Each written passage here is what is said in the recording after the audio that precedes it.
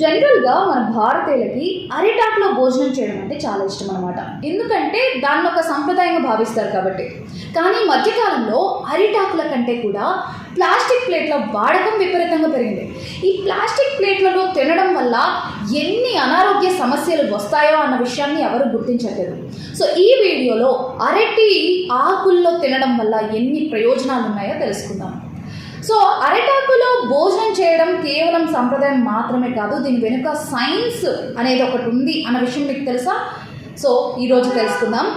So ఈ అరిటాకులో వేడైన ఆహార పదార్థాలు ఉంచినప్పుడు ఆకులో ఉండే యాంటీ ఆక్సిడెంట్స్ అంటే పాలిఫినాల్స్ ఆహారంలో కలుస్తాయన్నమాట. సో ఆహారాన్ని మనం తీసుకోవడం వల్ల మన ఇమ్యూనిటీ పవర్ ఇంక్రీజ్ అవుతుందన్నమాట. అండ్ ఇంకొక విషయం ఏంటంటే ఈ ఆకులో సహజమైన కొవ్వు పొర ఉంటుంది.